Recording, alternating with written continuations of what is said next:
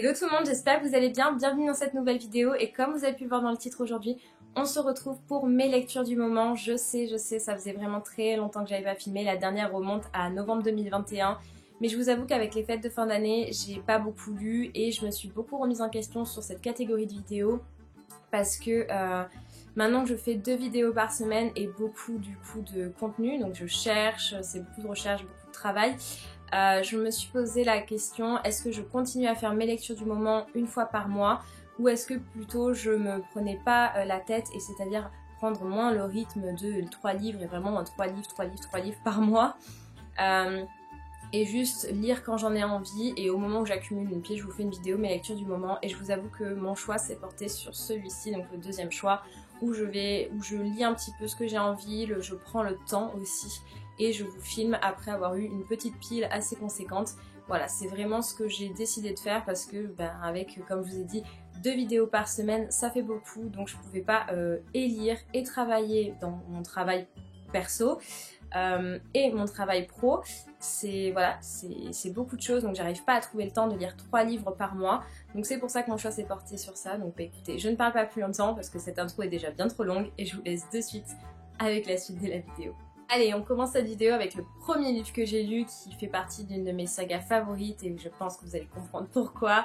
Il s'agit du tome 4, Les McCoy, La Biche et le Ligné. Donc celui-ci, je l'ai lu début décembre et je vous avoue que j'ai été subjuguée par l'histoire. Donc c'est un livre des éditions Hugo Poche, il m'a coûté 8,50 € et il fait exactement, que je vous dise, 653 pages.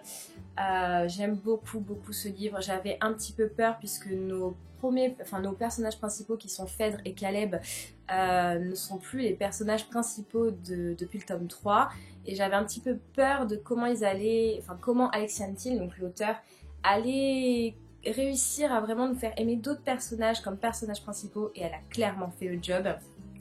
Je vais vous montrer d'abord l'écriture avant de vous parler du synopsis. Donc c'est une écriture franchement toute basique. Il y a rien de... Voilà, c'est une petite écriture mais elle se lit facilement. Mais alors, je vais vous lire le synopsis, on en parle après. Les McCoy, la biche et le limier. Annabelle Mackenzie vit une existence protégée à Eylan Donan, le château de son clan. Prunelle des yeux de ses parents, elle a été éduquée pour exceller dans tous les domaines qu'une future épouse de haut rang doit maîtriser. Et son fiancé est choisi. Darren Campbell, le fils d'Henry Campbell, dont la main s'étend peu à peu sur toute l'Écosse. Mais Annabelle ignore que son clan est allé trop loin dans sa soif de vengeance face aux McCoy.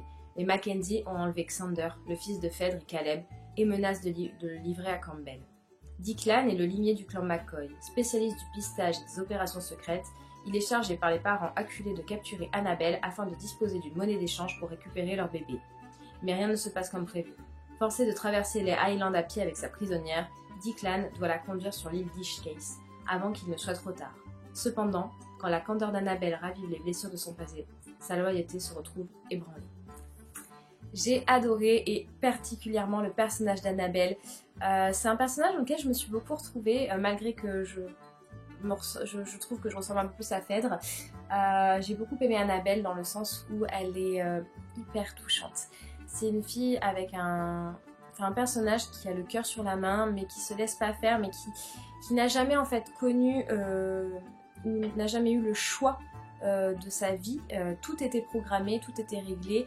Et au moment où elle rencontre Declan, elle va commencer à se rebeller et commencer à comprendre qui elle est réellement. Et ça, j'ai trouvé ça génial. Et notamment apprendre plus sur Declan, puisque comme vous le savez, Declan est le bras droit du coup le second de Caleb. Et dans le premier tome, on avait l'impression un petit peu que c'était un salopard, je vais le dire comme ça, puisqu'il y a une femme qui décède à cause de lui, parce que voilà, il est un peu dragueur, il aime bien avoir plusieurs conquêtes. Et donc du coup c'est pas trop le personnage qu'on apprécie dans le tome 1 et là dans le tome 4 on a le truc de l'apprécier et de commencer à l'aimer, voilà. Et j'ai beaucoup aimé la romance du coup qui se passe entre Annabelle et Declan parce que vous vous en doutez bien. J'ai trouvé qu'ils étaient très assortis malgré leurs différences et j'ai trouvé ça vraiment super. Donc il me tarde forcément du tome 5, vous vous en doutez, mais vraiment très bonne suite pour les McCoy. Je trouve qu'Alexiane Thiel a vraiment réussi le job de nous faire aimer d'autres personnages principaux que Phèdre et Caleb. Deuxième livre que j'ai lu est vraiment mon coup de cœur parmi tous ceux que j'ai lus. Voilà, j'aime tous les livres que j'ai lus ce mois, enfin là, dernièrement. Mais celui-ci vraiment a vraiment eu sa particularité. Il s'agit du livre, mais je vous avais spoilé la couverture lors de mes lectures du mois de novembre 2021. C'est le livre Miss Dior de Justine Picardie des éditions Flammarion. Ce livre-là, vraiment, il m'a touchée et j'ai été du début jusqu'à la fin à fond. Voilà, donc comme je vous disais, c'est un livre des éditions Flammarion. Il m'a coûté 23,90 €.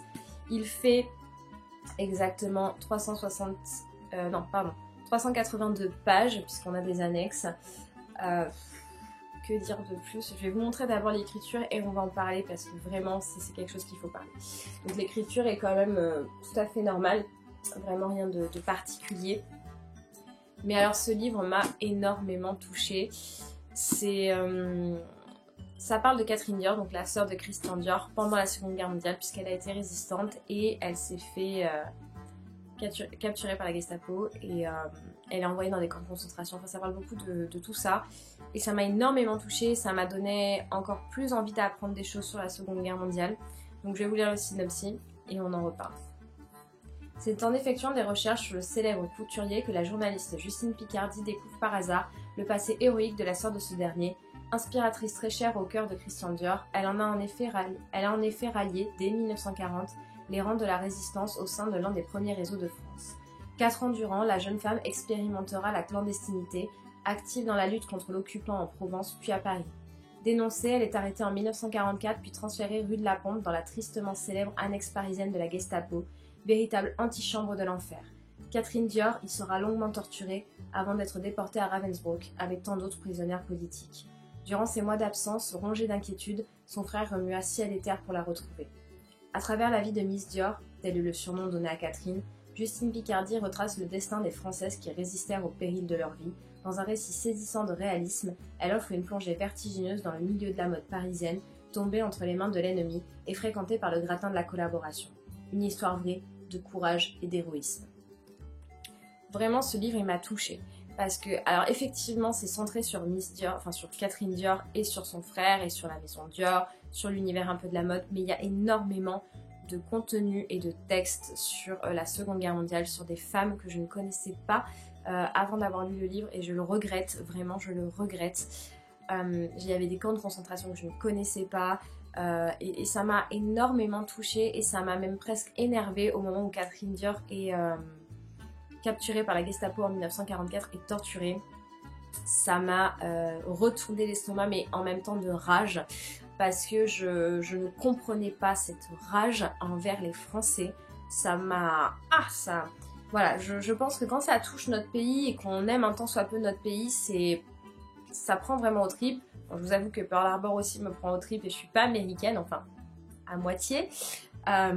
Mais là, ça m'a vraiment touchée et je me suis dit mais comment cette femme a pu réussir à survivre à toutes les atrocités qu'elle a vécues, comment elle a fait pour se relever et pas avoir un traumatisme tel qu'elle ne pouvait plus être. Alors bien évidemment, elle était plus elle-même après la guerre, on s'en doute bien. Enfin, je pense que quand on vit des choses comme ça, on peut plus jamais être soi-même.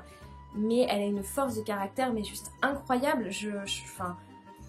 Ce livre, je peux que vous le conseiller parce que déjà ça parle de la Seconde Guerre mondiale sur des sujets un peu plus précis et sur la femme, donc du coup sur les femmes résistantes et ça voilà, vous le savez, je suis un brin féministe et là ça m'a énormément touchée, mais en plus l'histoire de Catherine Dior dedans c'est juste incroyable.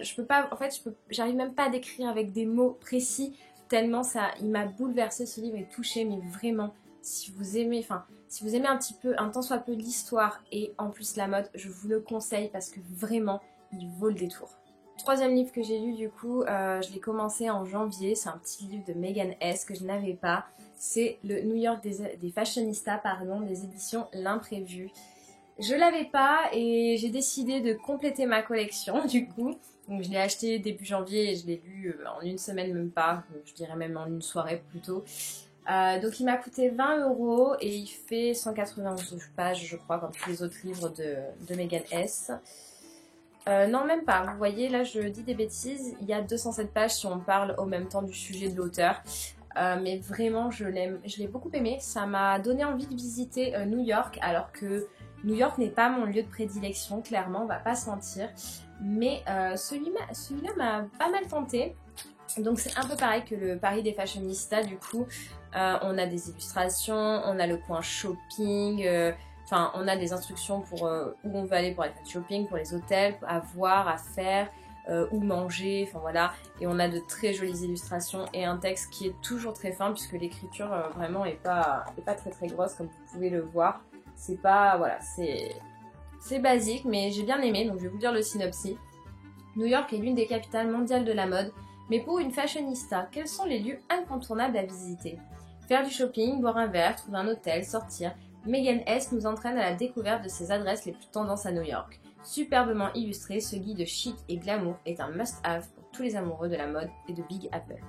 Alors je vous avoue, voilà, comme je vous ai dit, que New York n'est pas mon premier lieu de prédilection, je préférerais aller en Californie ou encore au Texas, mais ça m'a pas mal donné envie franchement d'y aller et de découvrir un petit peu tout, parce qu'on a quand même de très très jolies choses. Donc moi je vous ai montré French Soul, c'est une boutique voilà, française. Mais il y a l'air d'avoir de très très beaux musées aussi à visiter. Alors les hôtels, je pense que les hôtels qu'elle nous propose sont très très chers. Mais par exemple, voilà, moi un endroit que j'aimerais beaucoup visiter, c'est le New York Big Library. Donc c'est une librairie, mais immense. Et ça a l'air vraiment top. Plus des musées, il y a beaucoup de musées à New York et ça c'est quelque chose qui m'intéresserait puisque voilà, moi vous le savez, j'aime bien tout ce qui est un petit peu histoire, donc et puis en plus histoire de la mode ça serait parfait. Mais vraiment très très bon petit bouquin et si vous avez envie d'aller à New York, pardon, c'est un petit guide à avoir je pense. Et les deux derniers livres que j'ai à vous présenter, vous le savez, je les relis chaque année. Il s'agit de Harry Potter. Donc là, ce sont mes anciennes versions, mes toutes premières versions que j'ai eues. J'étais en primaire. Voilà, c'est des éditions collector dont je ne me séparerai jamais. Donc vous voyez, c'est en édition de poche. Ce sont des Folio Junior. Et alors là, je peux même pas vous dire le prix parce que ça fait des années que je les ai. Et puis regardez-moi ces couvertures. Elles sont trop belles. Et je me suis rendu compte, du coup, grâce à ça, et au fait que je l'écoutais un petit peu en audio quand je ne pouvais pas avoir le livre sur moi, que les nouvelles versions, donc celles que je vous avais déjà présentées en grand format, n'ont pas le même texte que ceci. Et oui, ils ont changé le texte sur... alors, soit c'est des mots qui changent, soit c'est des phrases qui sont carrément sorties, et j'ai trouvé ça un peu dommage.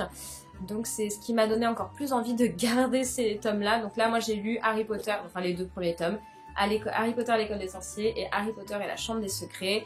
Voilà, j'avais vraiment très très envie de recommencer à lire Harry Potter depuis la réunion des 20 ans que j'ai vue du coup avec Marion le 1er janvier.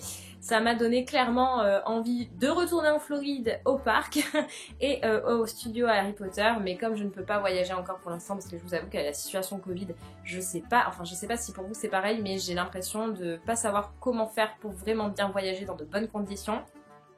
Donc je me suis reportée aussi sur les livres que j'avais très envie de relire et donc du coup c'est ce que j'ai fait. Je vais bientôt attaquer le tome 3 mais j'ai lu un autre livre là pour l'instant que je ne peux pas vous montrer parce que je ne l'ai pas terminé, qui est très bien et je vous en parlerai dans une prochaine vidéo. Mais donc du coup ouais, Harry Potter c'est vraiment les seuls livres que je relis maintes et maintes fois, quasiment une fois par an. Je vous avoue que les autres livres, c'est pas que je veux pas les relire, c'est que comme j'ai une mémoire photographique, si je lis une page, je me rappelle à peu près de ce qui s'est passé. Donc du coup, ça me donne pas envie de relire le livre, mais Harry Potter, c'est vraiment le livre dans lequel, c'est un peu comme les films, c'est vraiment dans lequel où je peux me replonger, où je me sens bien et où c'est... Je sais pas, il y a quelque chose de réconfortant là-dedans de les relire et voilà, donc c'est sûr que tous les ans je le referai et tous les ans je vous les représenterai dans une vidéo. Mais par contre, je pense que du coup, je ne relirai que ces versions-là parce que les nouvelles, ça m'a un petit peu dégoûtée en fait de pas avoir le texte en entier et de voir qu'ils avaient changé des choses. Je me dis, mais quand on aura des enfants, il faut qu'ils lisent ceci et pas les autres. Donc voilà, donc du coup, c'est tout pour mes lectures du moment. Et voilà tout le monde, cette vidéo est terminée, j'espère qu'elle vous aura plu et que ça vous fait plaisir un petit peu de retrouver mes lectures du moment mais sous un autre format puisque ce ne sera plus tous les mois et ce sera voilà, de temps à autre. Dites-moi en commentaire si ça vous plaît comme ça ou pas. Mais de toute façon, voilà, moi c'est comme ça que j'ai décidé de m'organiser. Donc voilà. Donc bah écoutez, si cette vidéo vous a plu, je vous laisse la liker, la partager, vous abonner à la chaîne si ce n'est toujours pas fait et activer la cloche de notification pour les recevoir quand mes vidéos sortiront. Maintenant, comme vous le savez, je sors 2 vidéos par semaine, une le mercredi à 18 h et une le dimanche à 10 h. Donc voilà, bah écoutez, sur ce, je vous fais d'énormes bisous et je vous dis à très bientôt dans une prochaine vidéo. Salut!